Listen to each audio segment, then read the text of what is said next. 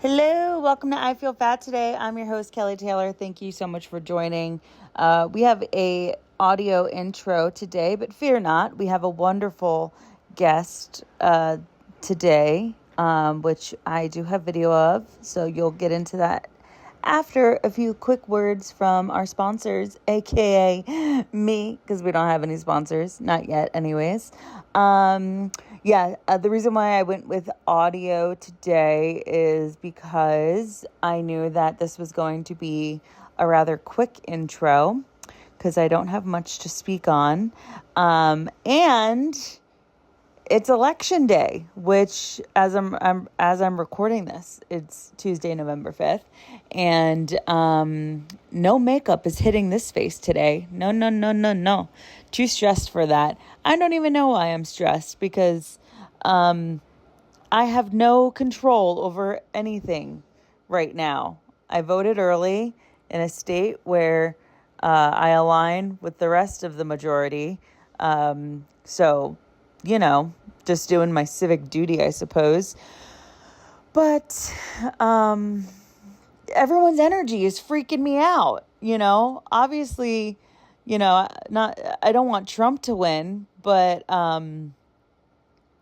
everyone is scaring me. Everyone's being like super volatile without actually being volatile. It just kind of feels like, you say excuse me in the grocery line the wrong way and someone's going to flip on you because they're so upset about today. So I didn't have it in me.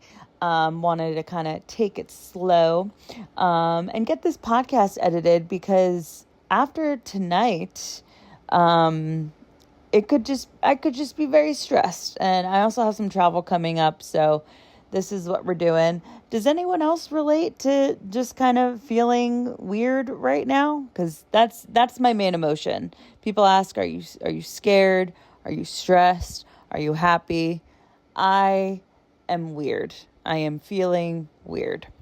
Okay. Well, let's just focus on what really matters. This podcast. Subscribe to us on YouTube, where you can find out when episodes drop. P.S. It's every Friday. When you check us out on YouTube and you subscribe, like, and comment, it helps gets the episodes out into the ether for more people to enjoy. After you subscribe on YouTube, head over to Apple Podcasts where you can rate and review. I would love a 5-star review from you. It would be such a kindness and super helpful. Let me know if you leave a review and I will send you some stickers. Then you can send me an email if you want some advice that I can read it out on the podcast. You, of course, can write in anonymously at ifeelfattoday@gmail.com. And then you can follow the pod on social media at I Feel Fat Today, where I post clips of the show. And you can follow me, your host, Kelly Taylor, at Hello, This is Kelly. All right. My guest this week is awesome. We had a great conversation, a little bit of a trigger warning because we did talk explicitly about eating disorders, of the restrictive variety. So just a little warning to you if that's something that you fancy. But we talk a lot about just how hard it is being a teen.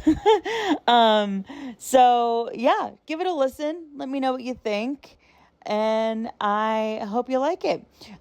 Please welcome to the podcast, the amazing Glennis LaRoe. I didn't even look in the mirror before this. I don't have my hair brushed or anything because it's I'm in Sunday evening mode. So that's going to be the vibe of the podcast today. I know. And I couldn't be happier of what just happened here. Yeah, that's you've been blessed. You've been blessed. If he starts to drool, let me know and I'll swoop in. It's really okay. I'm very self-conscious about the way my cat drools on everyone. My cat will start drooling when she's making biscuits on a particular blanket, and then she'll do the thing and then blast us all with drool. Yes. So totally used to it. Yeah. Are you feeling left out? Oh my gosh. I know he is. Yeah. This is the runaround. You want to come here? There we go. Okay. And now yep. It's a Hey, you got the mic. Wow. See that? There's a See that? hierarchy. Yeah. Yep. Hey. And Bubs recedes. Yeah. He like doesn't. Oh. I know. Breaks your heart. And he still cries. Oh my gosh, it's so annoying. You're here. It's okay because you're so cute. I actually cute. thought he's gonna like settle soon because we were out all day for the marathon. Yeah. Finnegan and I, and he was a tired boy being carted around in his little dog bag. Yeah, watching the marathon is so tiring. It was very funny seeing the marathoners kind of like realize that like this little like furry head was popping out of my bag and like do a double take and then like smile. So I was able to bring some joys to some marathoners at least. Does he tuck her out if he's on foot, or were you just out for a long time? He can walk pretty far, but there were so many people and like so much noise. You don't realize how loud it is. Yeah, it's really chaotic. So he was like getting freaked out. So I was like, okay, while we're walking along the route, we'll just chill in the bag. And I was like, sneaking him into bars and stuff. So he had to be a little undercover. Oops. But yeah, the New York City Marathon, I've lived here. It'll be 9 years in January. And every single time that marathon sneaks up on me. I know. When people say they're training for it, I'm like, oh my God. I know. Have you ever been compelled? Like, have you ever been inspired to do something like that? So only, and we can get into this, but I as a teenager kind of dabbled in like exercise bulimia. So I would like run a lot, like run. And there was this event that I did that was a 16-mile like charity race that I did. And that was the longest distance that I ever ran. And I remember in my school, they were like announcing people who had done like half marathons. And then they said my race like kind of as an afterthought. I was like, actually, that was 3 miles more than a half marathon. But yeah, that was like the longest ever. But now I feel like I can't run. Like I feel like my body just does not want that for me anymore. Yeah. It's crazy how I've devolved into be such a walker. Yeah. I'll walk all over this town. Love to walk. I love to walk. My walking knows no bounds. But when it comes to running, and in high school, it was something I did all the freaking time. Yeah. I was thinking about it recently. I recall waking up one morning at 4:55 a.m. to go for a run before school. Oh, man. Those were the darkest days. Yeah. Going for runs before school. So what sports did you compete in? So I was pretty unathletic for a long time. And then my parents sort of put me into like intramural basketball. Okay, yeah. Very briefly. And that was like once a week, not competitive, not particularly skillful. And then when I went to a different school, I transferred schools and started playing field hockey. Okay, yeah. And this was in the UK, which is why it was like it's so random. The options we had were like field hockey, netball, rowing. And I was like, I guess field hockey. Yeah. But it was all totally random to me. And yeah, there were girls who were like on the national team. And I was like, I'm just going to go out there and be enthusiastic. But I don't know that like necessarily, I don't know that the field hockey like contributed to like the kind of need to exercise compulsively. It felt like in addition to everything else. So you mentioned that you grew up in the UK. What's that story? Yeah, so I was born in Germany. And then to American parents who were just like expats. My dad's work moved us there. And then when I was 3, we moved to Long Island. Oh, okay. And then my parents my dad was working in New York. Then my mom. Oh, I'm so sorry. That's okay. Hey. Okay, relax, he's like, how can I possibly be held responsible for what just happened there? You are so something. Stinker. You're so something. Why don't you just chill, okay? Oh, poor Babastis. I might text Joe to take Babastis out of the equation. Oh, yeah. Can you grab him? Yeah. Oh. We were having a moment. Little set design. Because Finny is, like, for some reason jealous. being the Gestapo right now. Really like, jealous. It's crazy.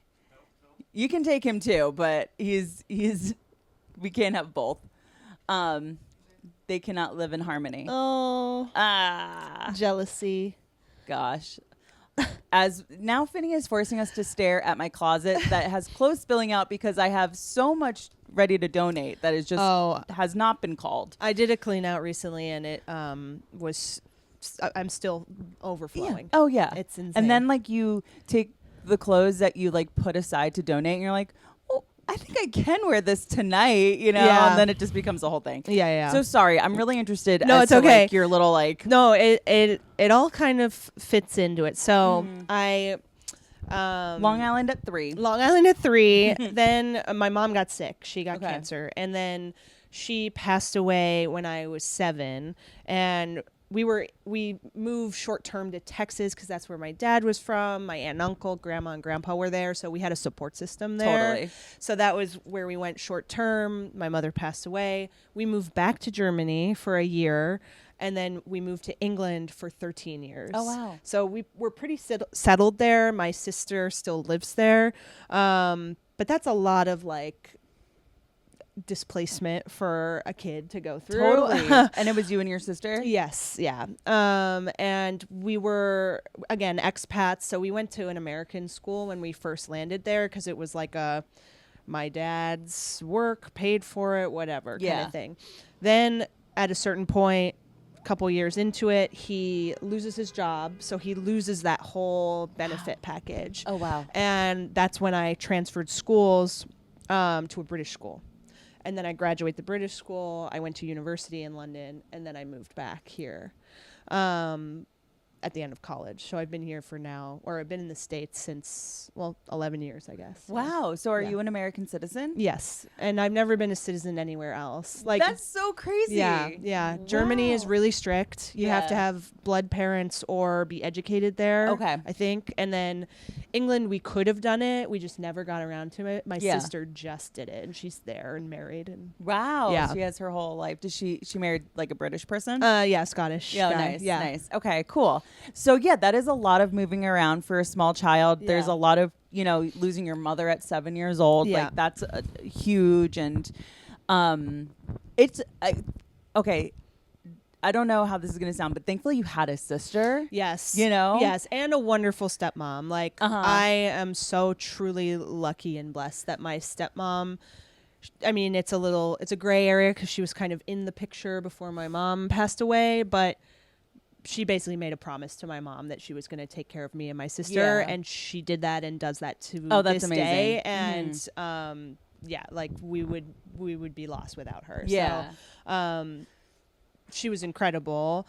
It was like, she's thrown in the deep end. Like I think about how I'm now older than she was when she like sort of inherited me and my sister as trippy. Kids. And it's like, I could not handle a 7 and a 12-year-old that are now my kids. And I think our parents do the best that they can with what they know, but that doesn't mean that somewhere along the way they like kind of failed us or like made us not feel great. I think that's, I always say this. I feel like I say this every few episodes on the podcast. I'm saying this as someone who's not a parent, but it must be so hard to be a parent in just the fact alone that when you're not even trying or conscious of it, you're in some way screwing up your kid. Yeah, you're imprinting. Like that's all you're doing for the first like 6, 7, 8 years of their life. They're just so spongy. Yes. And everything you do or say is just, okay, I guess that's how it is. Yeah. And yeah, I feel kind of bad for my parents in a lot of ways because I feel like they just really didn't know. Like they didn't know we needed grief counseling. Yep. They didn't know that they were projecting like really shitty societal values onto us that made us feel terrible. And then once it kind of reared its ugly head, like my sister and I both had like weird eating disorder behavior where they were then kind of like punishing us for it. Right. And it's like, well, wait a minute. Yeah. They should be raising an alarm. You should be bringing an expert in. But instead it was like, you're grounded Right. for being anorexic. I'm going to ground that eating disorder out of you. Yeah. And funnily enough, isolating is kind of exactly what I want. Yeah, that's kind of my jam. That's perfect because I can control this environment. Yeah. And I can think of all the ways that I'm going to get around you. Now that you're hip to my, scheme. Exactly. So, I mean, it is weird. I can kind of like pinpoint exactly where it all kind of like triggered, because I was at that one American school, and then I had to leave because of the circumstances of my dad's work changing and went to a different school. And I remember logging on to MySpace one day, and it's where it's ground zero of eating disorders. Ground zero. And it's so funny because like now I think to an extent people have such an awareness of their online presence that there's tact or at least intention, right? So like you hear now that kids, like the way they bully is like exclusion, cropping someone out of a photo or not including them in a photo dump. Like this is how teens are now like bullying each other. I think that what happened in this story, they truly did not know that I would see what they said. Right. So a guy posted on this girl's wall, public wall, "Oh, you look like Glennis in that photo, but not as fat." And then she goes, "Which one, you asshole? Tell me so I can delete it." I remember like word for word. Yeah. And then someone else chimed in, another girl, being like, "OMG, haha, yeah, you do." And then there was just like this back and forth. And I remember I was like in my little, on my computer, and it was like the Homer Simpson meme. Like I like backed away from the computer, just like so devastated. Just like, okay, the guy never really liked him. The girls never did anything to you guys. I was like, I certainly wasn't like an asshole to you. I didn't know these were my ops. Yeah, and like it was just so cruel and so like like fuck you. Yeah. That like it really was.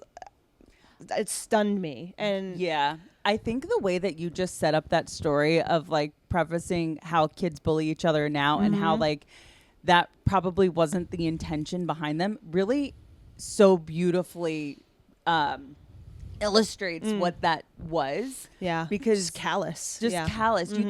You didn't. I remember there being like public but not public fights happening on, I think it was called the bulletin board on MySpace, where like you can like send out like a mass message basically to your followers, but you don't really think about like who your friends and followers are on MySpace. We didn't think of it like that. Yeah. And I said these two girls were like going at it, and then like they'd be like, "How'd you hear about that?" If it like got talked about at school the next day, because you just didn't. It wasn't registering that like. Yeah, it wouldn't be like now fighting in the comments of a Instagram where photo. You send it around and then you're like, "Oh my God, read the comments," or like this is going off or whatever. Where it's like, it's so a part of our lives. Like it was so like to this, I don't know, like a side thing, but. I really don't think that they had no idea that I had seen it. Right. And to this day, probably don't know. Probably. And I'm like, that is the seed that was planted for my like body image issues for the last 20 years. Yeah. How old were you? Probably 11, 12. Yeah. Because we're probably the same age, and that's when we had MySpace. And so going back a little bit to early childhood, with I always like to ask, like, when was the concept of dieting first introduced to you? And I'm curious if you have a different relationship with that because you were so young when your mom had cancer, if like her cancer diagnosis and like food choices becoming a thing that at a younger age you were more conscious of. You know, I don't think it really was with her, because she was mostly the like stay-at-home mom, primary caregiver. And I remember our food being like quite like comfort food. Like that was kind of her whole thing. The awareness of dieting really kind of came later, I would say after her death, my stepmom and my dad, when we were living in England, and that's when they sort of got really fixated on Atkins, and they were like, oh, let's make chicken cabbage soup and that be our dinner or whatever. Or I would have basketball practice and they would be like, all right, here's like a little 6-ounce seared tuna steak and some steamed green beans. And I was like, cool. Yeah. What is this? And I think it was really that they were self-conscious. Right. And that they, and it was the size 0 movement. It was like very, very like, superficial time. Yes, it was. Where we got like very caught up in it all. But that, I remember at that time not really sort of taking it on until all these other things kind of triggered like switches, like seeing that comment being like, I need to start running now. Right. And then I remember that was probably like spring, summer, or no, maybe like actually late fall. Yeah, late fall. And then the following winter, I went on a ski trip. And on the ski trip, I recall being in a room with friends, people who I do consider friends. But there was like weird like girl tension happening. And it was like I felt like a little excluded from things. Yeah, just here. Like a weird vibe where I was like, maybe I'm not the number one. Right. Like it's when you're like at the bottom of the tribe and Survivor, and I'm like, am I about to be voted out? And I got like a stomach bug, and I remember being like unable to eat. We're skiing, so burning a ton of calories, very physically taxing. And then there's days where I opted out of skiing, but I was like not eating and I was laying in bed. And when I came back, I weighed myself. Oh. And then that was the beginning of like, oh, I can not eat, and then this number will go down, and then that'll be validation from the people at my old school, my parents, all this stuff. And then that's when it like locked in and I became obsessed. Right. And by the way, in that photo where, you know, your peers were saying this about you, I mean, I don't know what you looked like as a child, but it probably was a very like early 2000s mentality of like you being a fat person, aka you weren't fat at all. Sure. And to be clear, it was a photo of the other girl that they were saying, you look like Glennis, but not as fat. And I'm like, what? Why am I catching strays? Right. Like, I don't know. I am part of a narrative that I did not ask to be put. No, literally. And of course, the size 0 heroin chic, which is back, by the way. Fully back. It's fully back. We're back. Yeah, we're fully back. And they celebrated by bringing back the Victoria's Secret fashion show. It's like perfect timing, by the way. Yeah, but here's Ashley Graham. Yeah. Totally. Yeah. So that was really where it so got gnarly. Yeah, you go on this ski trip, you get sick. Yeah. And come back and you're like, oh, wait, this could be something that I completely center my life around. Yeah. And so you're probably, so you were, it was that winter. So still like not even a teenager experiencing this. And not mature or experienced enough to understand like, hey, being sick and dropping a drastic amount of weight in a week is actually a bad thing. Yeah. And, you know, I guess with eating disorders or, you know, it is a chemical thing that your brain can start to give you dopamine for feeling hungry, give you dopamine for the discomfort. Like it's like you become kind of twisted in the signals that are going off in your brain. And I very much remember that. I very much remember being like, I'm hungry. And then that being like a happy trigger. Yeah. Whereas now I'm like afraid of hunger. I'm like, I do not want to be hungry. It'll freak me out. Totally. Which is like a weird flip-flop thing. Yeah. Through like, it's a flip-flop thing probably through like the healing. Yeah. God, I don't know why healing has to sound like such an icky word to me. But through like the healing of getting over this like horrible eating disorder. now that's the flip. So, and on top of it, and I'm not here to, incarcerate your parents here, but it kind of sounds like your poor behavior was being co-signed A little bit. by, your guardians, which I totally relate to, because when they're not fully aware of the extent of how you're hurting yourself, really, it's like, oh, great. Yeah. Like this is a normal portion size, or you didn't clean your plate, that kind of thing. And then the flip of that of like, now you're in trouble for going too far. For going too far. Were you a kid or a teenager that was afraid of getting in trouble? Oh, certainly. Yeah. I was obsessed with not being in trouble. Yeah. Yeah. And so like for something like that where it's like you kind of know too that what you're doing is a bad thing, like you're not doing the correct thing by like having this control and being anorexic and not eating. So for them to get in trouble, it's like, I felt almost like a self-righteousness about it a little bit at times, because I was like, you know what, I'm gonna learn the calorie contents of every single food. And like I brought a little diary with me to school and wrote everything down and counted everything. I wore a heart rate monitor when I ran so that I could then subtract the calories and then have the net calorie. Like it was like a very obsessive, meticulous, like, I mean, I've never been diagnosed with OCD, but I do think that there are some like obsessive compulsive tendencies that I show. And that was one of them where I really just was like, every day I need to do this.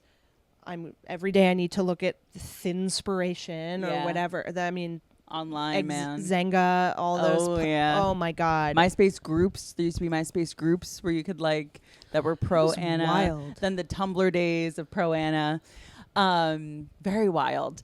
And I'm curious, I could be completely wrong, but when you went to college, did you study like any health science or nutritional science? Yeah. I knew it. Yeah.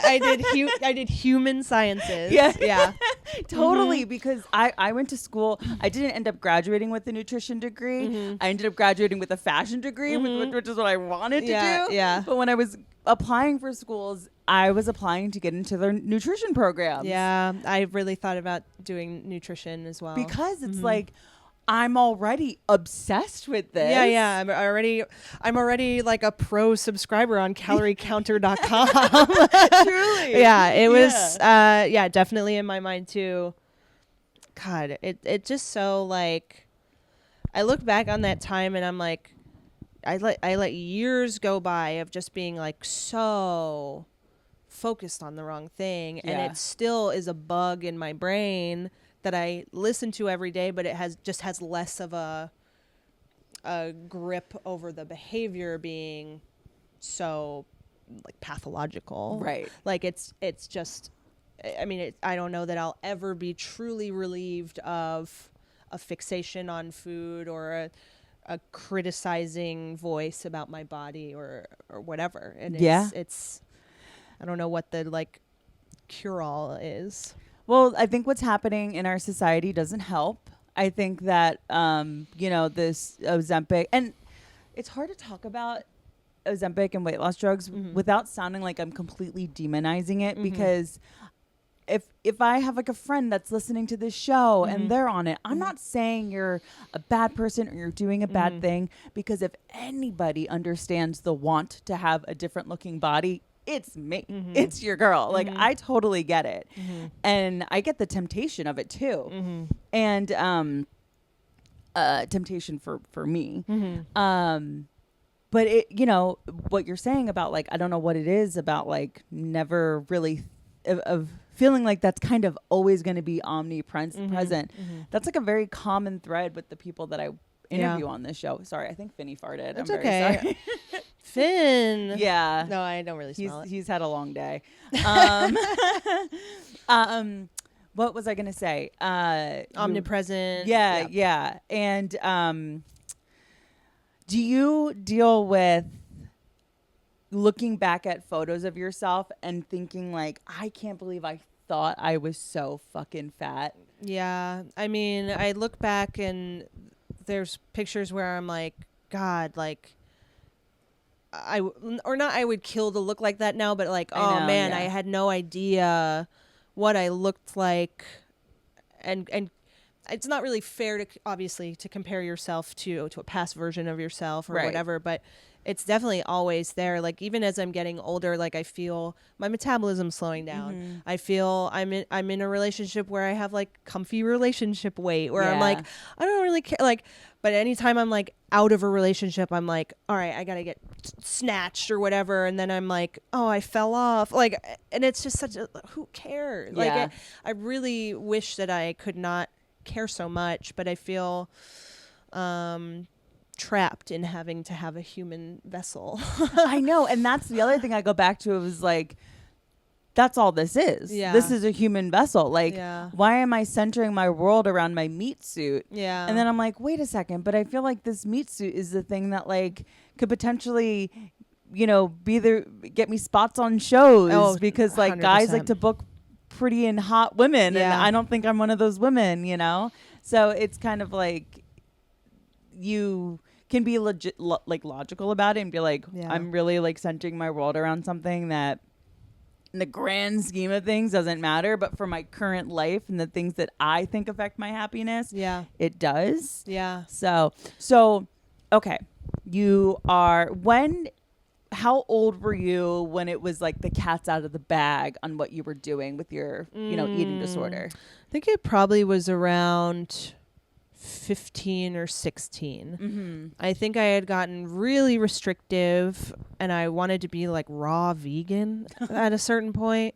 Raw vegan. And then I was also running as much as possible. So Great. I Perfect combo. Yeah, exactly. There was one night where I went for like an 11-mile run or something. And I think about that now and I'm like, why that not at night? Right. I'm like a young teenager going for an exceptionally long run at night.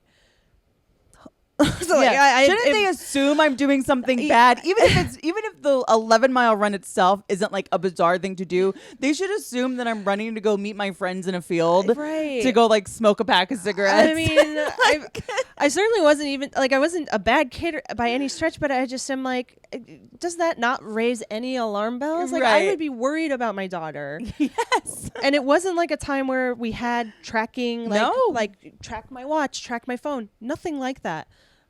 It's bizarre, but I remember that like period of time being really intensely on my, obsessive shit and being extremely underweight. And I would do workouts in my living room sometimes, like do the aerobics workouts. I remember one time I was like in like a tabletop position or something like that, like hands and knees.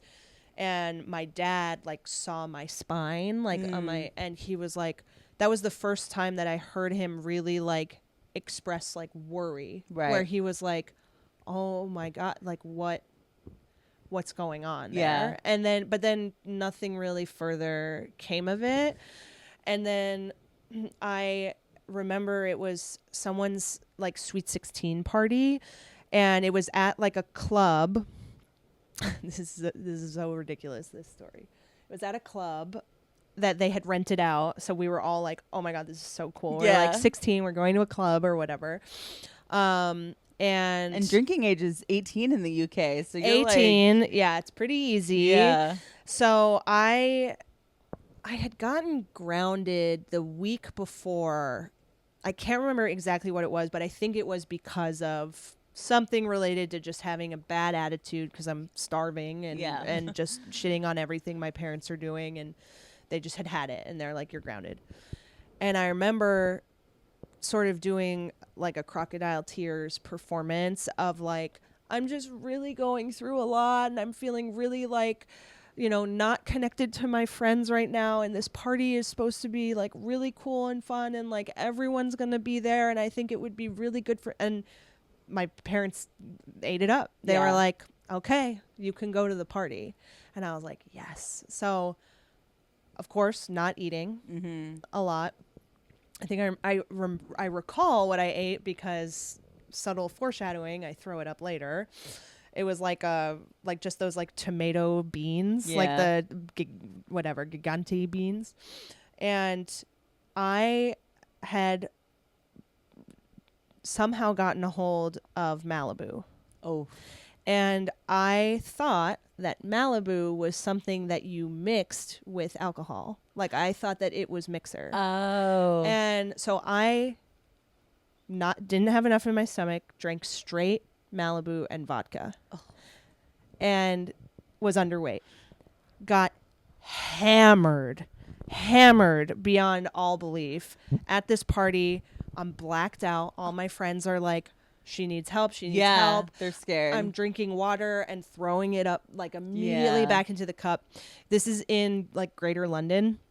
They obviously call my mom or my stepmom, and she like hightails it. She gets to this club. She like parks in a bus lane and like leaves the hazards on, and then goes into the club, pulls me out, puts me in the back. She got like a 200-pound parking ticket for double parking. It just gets worse. And then they had like a tan leather interior, and I just barfed all over it. And then she took me home. She cleaned me up. I'm fighting her, of course. I have barf in my hair. I've got barf on my clothes. And then I just recall like kind of wrestling with her, and then I go to bed. And then the next day I wake up and it's like the most ungodly hangover. And then I like kind of emerge, and then my parents are just like looking at me with like the crossed arms, like the like, huh, you really wanted to go to that party? Yeah. And I was like, that was quite the performance. That was quite the performance. Oh, no. But I recall, and then that was like, you're grounded until the end of exams. Like, you have to finish your exams. You're not going anywhere. Like, you're not doing anything. And, afraid of doing wrong by them. Like, I ended up getting good grades, but it was all because I like had fucked up such a big thing that and it's like there's something about never doing little tiny things bad, where it kind of like that karma's coming eventually no matter what. So it becomes a grand thing. Yeah. Where it's the night of the getting drunk at the Sweet 16 and the £200 ticket and the interior fucked up. After you like coming off of you being grounded for whatever, it's like, oh man, it was coming for you. Yeah, and it really was like a rock bottom. I recall that was the lowest I ever weighed. That was the most restrictive I ever was. And I remember like being hungover and being like, fuck it, like give me the butter on the bread. Like I just want like baguette right now. Like and I was just like nursing a hangover. A hangover will cure your anorexia. It really, really kind of did. And then I was like, you know what? And I remember like slackening a little bit at that point, not completely, of course, but like that was a time when it kind of was like, all right, I'm not gonna like write down every single thing that I eat. 'Cause do you think at that point you were able to see that like? While you were telling the story, I was picturing just like, this is a crazy visual, but I was picturing someone like pouring Everclear onto like a fetus. Like you were just so underweight, just soaking, pickled. Saturating yourself in alcohol, pickling yourself. And so it's like, were you able to connect to the fact that like, oh, I got that fucked up because I have no like ability to handle alcohol? Or were you just like, were you more afraid of the alcohol? Like, because it sounds like it was able to kind of get you to be less restrictive. Yeah, I think I knew that it was self-inflicted. Right, okay. And that I had, I was underweight. Way over. I mean, even if I drank that amount today, it's crazy. The just straight vodka and straight Malibu, like basically in a water bottle, and just like drinking that. Disgusting. So gross. So and I think I was able to piece together like, wow, that really made me sick. And I don't want to go through that ever again. And I wasn't responsible. Like I knew that was not responsible in so many ways, like not eating enough, lying to them, drinking like that, being underweight, like all of it was very like cumulative lesson learned. Totally. Yeah. So, have you ever gone to therapy? Yes. Okay, when did therapy start? So therapy, I actually only really started later in life, and never really like specifically for like disordered eating habits and body image. It's just something that's sort of always a theme that comes up. Yeah, totally. Especially if it's like you catch me on a bad day where it's like, well, I hate having a body, Right. And Yeah. but it was never really like truly like recovery focused. No, I kind of feel like that's like the route that I went, where it's like I didn't seek out. I also started therapy later in life, like mid-20s. Yeah, same. And I didn't seek out like anything eating disorder or body related, because to be honest, we really didn't have like that language. Like I didn't even know that was like a route I could go down, because I thought if I wasn't like, you know, an anorexic with my bones popping out, then there wasn't a therapy for me. Like I just need to go to a general therapy, whatever. So I'm talking to this therapist for years at this point, and finally I bring up like specific eating disorder stuff, and she was like, I was waiting till we were going to get on this topic, because all of the stories and everything that I would come to her with were kind of around body, but not explicitly. And now it's like, can we talk about something else? Yeah. It's like all we talk about now. Yeah. It feels like I'm sort of at that road as well. I mean, yeah, I think I just was such a little researcher. Like, I think I did know that I was like, I knew what orthorexia was. Right. I knew what EDNOS was, like eating disorder not otherwise specified. Because I was like, you know, I wasn't ever like truly not eating a thing, but it was like still very restrictive, very like, exercise bulimia, like canceling it out, even though you need food to even just function, whether you're working out or not or whatever. And I definitely fell into the like female athlete triad. Do you know about that? I've heard about this, but It's explain. it's like the obsession with food, like orthorexia, and then losing your period, which happened to me as a teenager, and then injuries. So like I had like foot and knee injuries from overdoing it, basically. Right. Yeah, overdoing it and not sustaining yourself with anything. Yeah. Okay, yeah.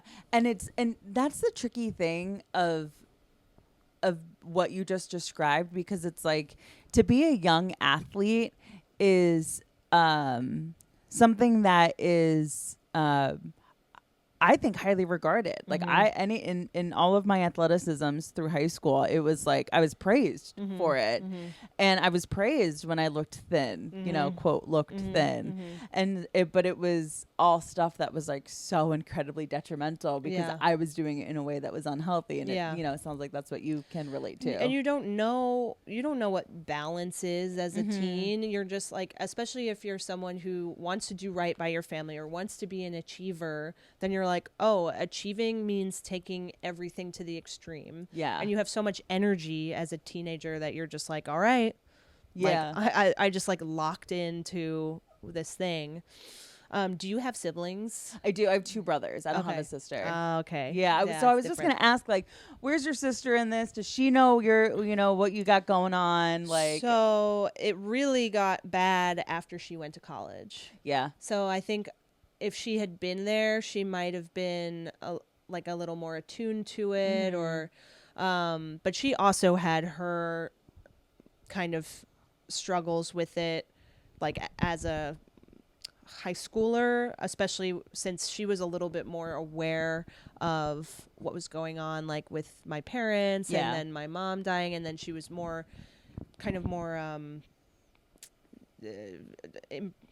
affected by now having a stepmom, whereas I was so young that I was like very much open to it, and had a very strong bond with her.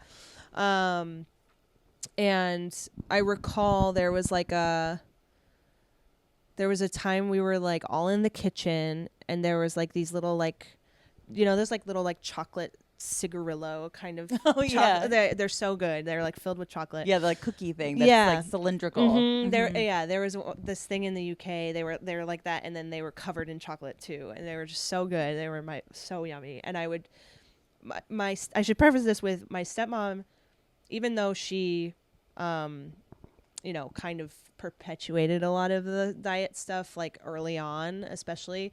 She's Armenian, and she's like a feeder. Like Armenians are like hosts, makes sense, and feeders. And it's no joke. It's like you have 3 platefuls, and they're like, is that it? Like, and then they're like, you want dessert, and it's a personal affront if you don't take the dessert.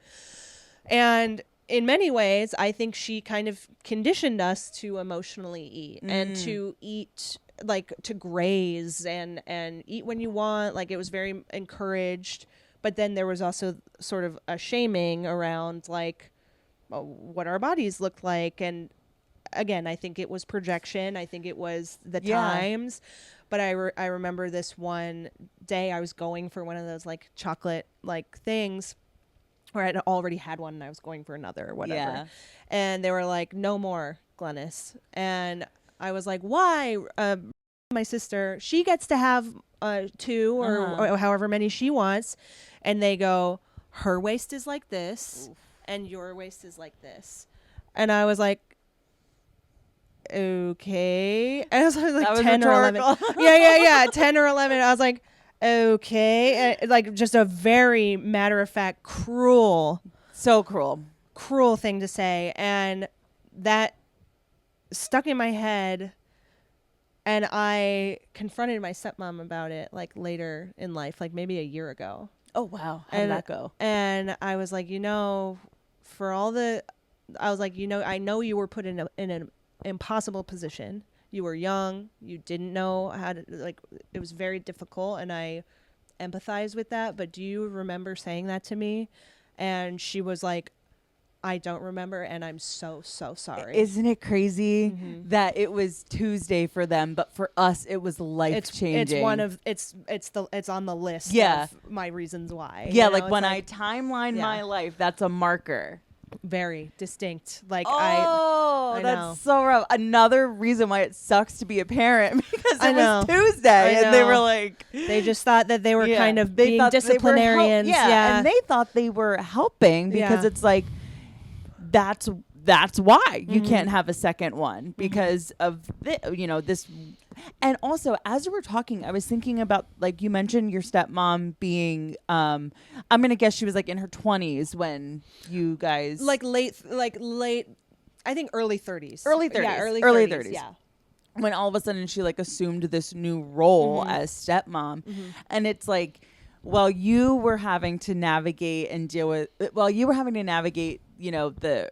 early aughts, thin spo, whatever, she was an adult woman navigating it. And that's just, oh yeah, even as like now I'm her age basically, and it's coming back. Yes. And I'm on Instagram or TikTok all the time, and I'm like, do I need to be like this in order to be like respected, like exactly what you were saying, or considered viable in this industry? And it's scary. And the thing about it coming back is, when I think about like when it kind of looked like maybe that wasn't the case of like thin being in, it kind of always felt a little bit icky to me, because the people being so loud about, oh, you're co-signing obesity. You're saying that it's okay to be unbelievably fat. And it's like, first off, no one's co-signing poor health. What we're just trying to like have happen is like decentering the way that that anybody looks, and that not being a topic of conversation. Yeah. Because if the conversations that my brain wants to have is that like, I sit around with my friends and we do talk about the way everybody looks, because that's what my brain is obsessed with. Yeah. But societally, we were like getting to a place where maybe it doesn't necessarily matter if you're like, like an acceptance of body diversity. Yes. Yes. Like where it's like, just as someone could be genetically larger than you, taller than you, have different bone structure than you, or smaller, whatever it is, like you just fall somewhere along that spectrum. Right. And that's just like something that we accept about animals in nature, and for whatever reason we assign like a morality or a value to that as people, and it's crazy. Yeah. I don't know. It's just like one of these things of like, I don't know why that was the case. Yeah. Why that's the case. Why that's the world that we live in. But it is. Yeah. But yeah. Also, with you living in a completely different country, I'm sure you would probably come to like Texas to like visit and say hey for like the holidays and stuff. Did you have to deal with like your family being like, you look so different, or them commenting on your weight, that kind of thing?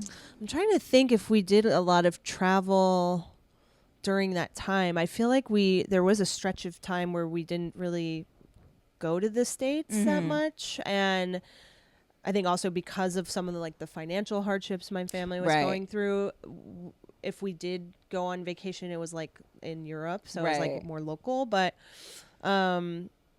I don't really recall that as much. I think like it was more so like within my my immediate family that there was concern. And my stepmom did once take me to like a primary care physician to talk to them, and I remember I freaked out at her after, where I was like, what the hell is this guy going to tell me? Because like with his stupid Snoopy cufflinks, like I don't respect this guy. Like he doesn't know what I'm going through. And I truly don't think he did, because he was like a GP. Yeah. He was an older man. Yep. He was trying to get answers out of me, but was like clearly not like an eating disorder specialist. Yeah. Certainly wasn't relating to a teenage girl. And you're lying. Yeah. And it just was not gonna engage. Right. And I like flipped out at her in the car, and I think she really just didn't know what else to do, and like who to refer to or go to. Yeah. Well, even what you said when we initially started our conversation of like, no one knew that even though our mother passed away from cancer, that we needed grief therapy. No. Whereas like that is so second nature these days. Like it wouldn't even be a thought. It wouldn't be, are the kids going to therapy? It would be, where are the kids going to therapy? Get them into a support group. Yeah. Or there's camps. Like there's like camps for kids who lost their parents. And I like got a TikTok of that, and I like started crying because I was like, man, if I had that.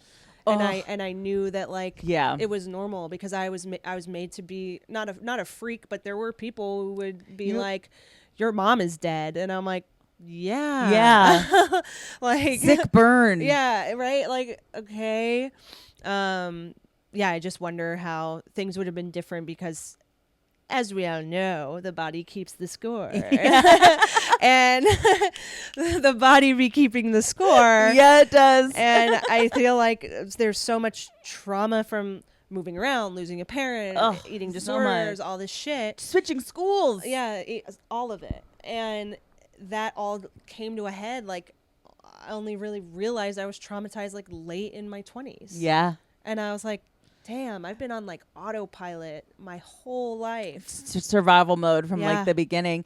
And it's like, listen, we grew up with roofs over our heads. We had love. Yeah. We did have food. Like, so because you have that, it's like to come to the realization that you were traumatized, even though it feels so obvious, is just makes perfect sense. It's a very weird line to walk. Of like, I know I'm privileged, but I'm also traumatized. Totally. Yeah. I mean, you don't know, especially as a kid, you have no control. Yeah. And so to try to get that control by something, and when you're at school and kids are making you feel like an other, you will do anything to try to be just blend in. Yeah. You not know? give them an in. Yes. I think there was a lot of motivation for that too. And still, even to this day, where I'm like, oh, if I'm going to be on stage, like, I want to look as hot as possible, so then they can't come for my looks, or they can't come for my body, or whatever.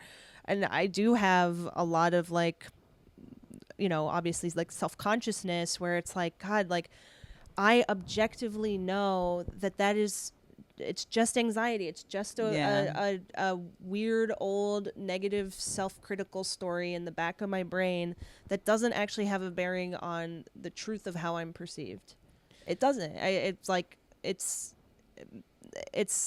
me getting in my own way in a lot of ways, but it's been rattling around in there for like 20 years. Yeah. And I mean, the whole thing of the body keeps the score. It's like, now that I'm aware of it, can like my body get over it? Yeah.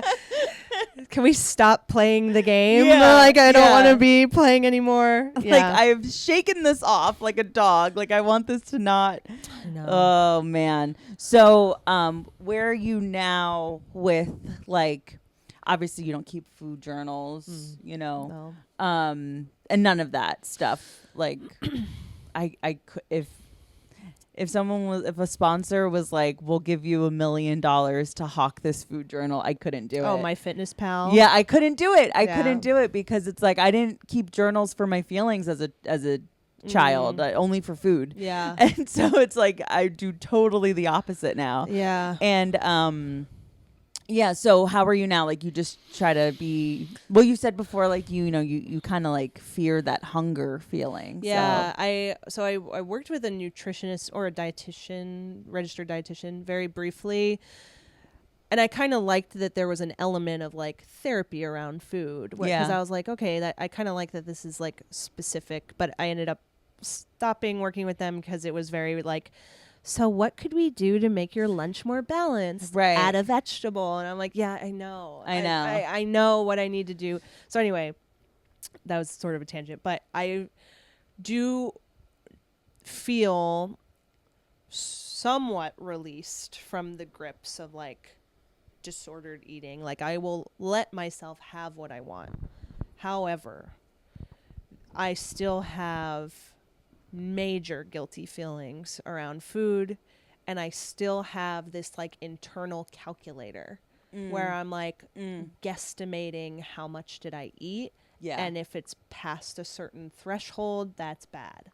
Totally. And like, I hate it. It's so annoying. It's like, I can see it's just an old habit even, and I'm not like being restrictive, but there's still these like really weird behaviors that just like tick in the back of my head. Yeah, they're as automated as digestion. They're just back there, like, you know, a preoccupation. Yeah, they're there, like, oh, we're here to help if you need us.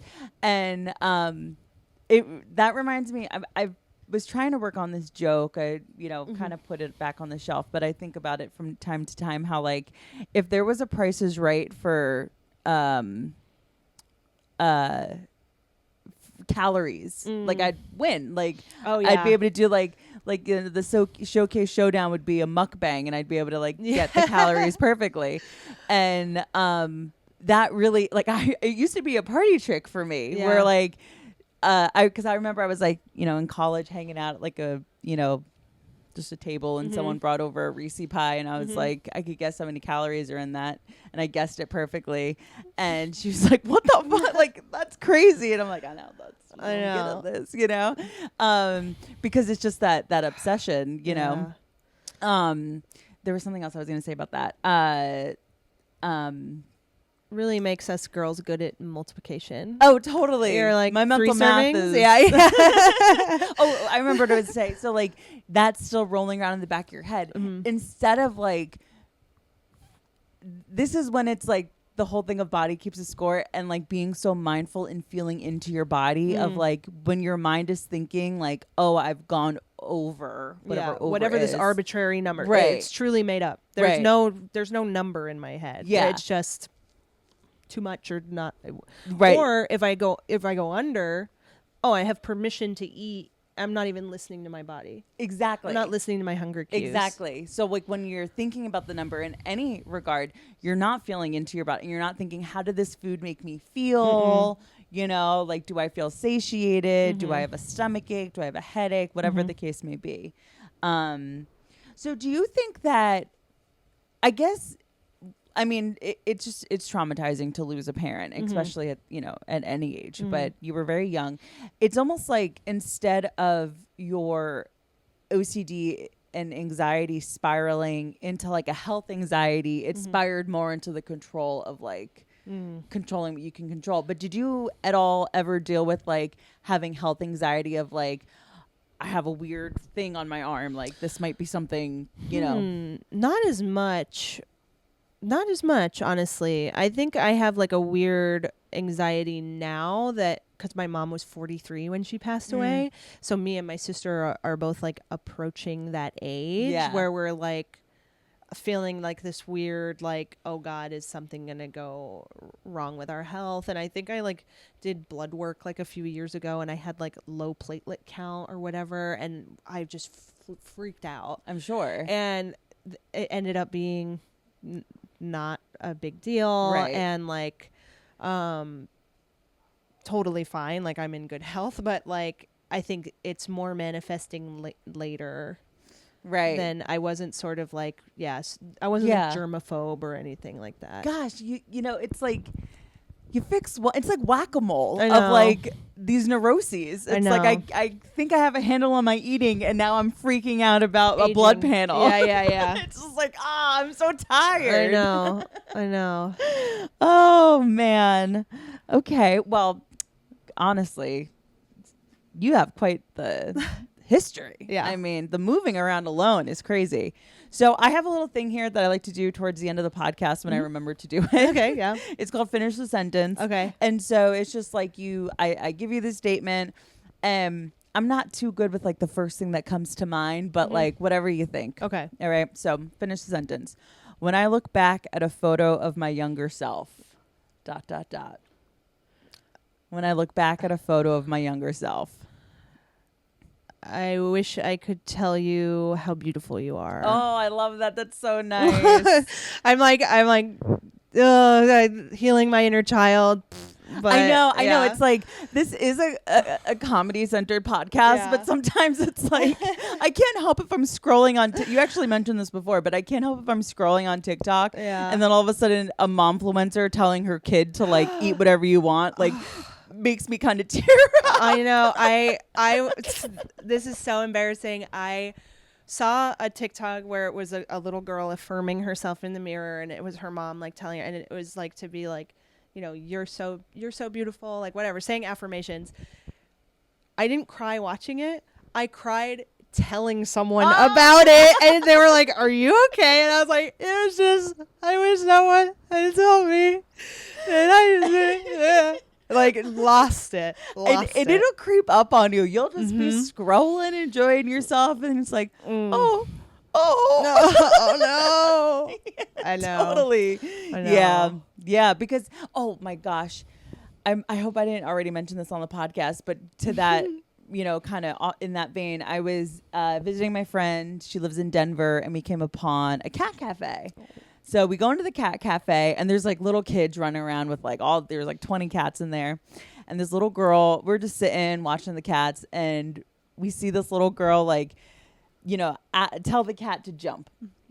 And the cat jumps, and she goes, "Oh my gosh, great job. I am so proud of you." This girl was like 5'6". And me and my friend look at each other, and I go, she has someone or multiple people in her life telling her that for her to have access to that language, because I never at that age would have said to anyone or anything or any animal, "Oh my gosh, I am so proud of you." Yeah. Oh my gosh. She's gonna have real secure attachment. That little bitch. I know. I hate her. It was so funny. It's just like, but you're just going about your day, and all of a sudden you realize that like, oh wow, like I'm curious as to what this new generation's going to be when they're adults, because like their parents are therapized, you know, like it's very different. Okay. Something I would like to change about the way I deal with conflict.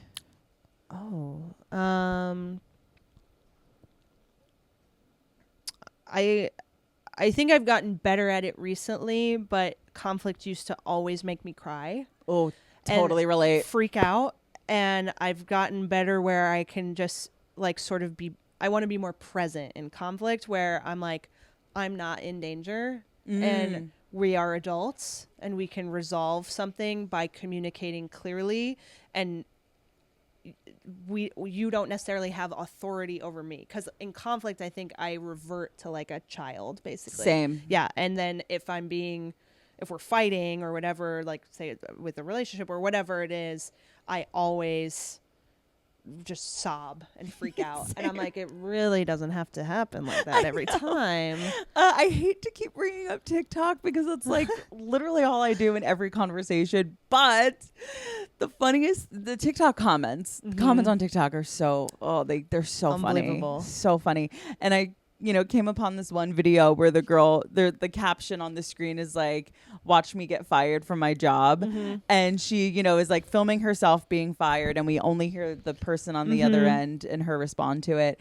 And she is just so like steady and gets her words out clearly. It was like almost like a rehearsed thing. She just sounds so good. And so many comments were like, can you teach me how to do this without crying? Yeah. And I'm like, yes. Like there have been times where I'm in a work meeting and like my manager could be so nice and so sweet, and she'll like just bring down one little big piece of criticism. Ooh. And I'm like, I'm just like really stressed. I'm exactly the same. My manager at work is so chill, like really just like a human person. Yeah. And anytime there's been like a little like, hey, you need to be nicer on Slack. I'm like, I'm sorry. And I have a post-it on my computer that says be nice on Slack. That's a good reminder. And I am going into a new job where I'm starting with people that like don't know who I am. Yeah. And I'm like, be calm, be centered. Yeah. And like, because I try to be, conscious of the amount of exclamation points I use, because I don't want to come across as like this like woman that feels like she needs to overly, make herself seem so chipper. Saccharine, yeah. And then I'm like, sometimes go the opposite where I'm like too direct. Yeah, like I think that's my problem. Yeah. I value efficiency. Same. And so sometimes I like don't put a greeting, and I Right. just am like, hey, this is the issue. Can you help me? Like, please advise, or like, Totally. what's the solution here? And then apparently this is like gone around the team that I'm like such a jerk on Slack, and I'm like, I really don't think I am. I just don't like problems without solutions. And I also like, I don't know if your role is at all customer facing, but like every job I have, my role is customer facing, which means I could have like a book of business of like 100 different clients, and like if any one of them are mad or upset with me, it rocks my world. Yeah. I think I have actually gotten better, or maybe it's the Wellbutrin. Oh, very true. It might be the Wellbutrin, because I think like I had a few clients kind of chew me out over stuff that it's not my fault. And I just kind of been like, so what do you want me to do? Like I almost like go back at them, and I'm like, ooh, God. Well, yeah, that's one of the beautiful things about capitalism is that when you get so overworked, you kind of like lose the ability to like care on an emotional level if someone's mad at you. Because I totally have gotten there too, where it's just like, I am hardened. I am like, I'm not this company. Yeah. You're mad at the company. You're not mad at me. Right, totally. I'm just on the phone with you, and it's like, I'm mad too, bro. Yeah. Like, I don't know. You think I'm happy? Yeah. Oh man, great. Well, thank you so much. Of course. for coming on. So fun. I really appreciate it. I love that's the thing about comedians, man. Like I love talking about fucked up shit. Yeah, we can so really get fun. into it. Yeah. So great. So this episode's coming out Friday. If you have anything you want to plug and let people know where to find you. Yeah. On Instagram, I'm The Glennis Show. And then I have a interview series where I interview the girlies and the gays about their mental health, which is called Sad Girl Survival Guide. Oh, I love. And you can find that sadgirl_show. And then I'm doing my solo show at Come On Everybody. It's called Pick Me on December 4th. 8:00. Amazing. Where at? Come on, everybody. Come on, everybody. Amazing. Okay. I'll put all that info for you to check out, Glennis, and hopefully go to her show in the description of the show notes.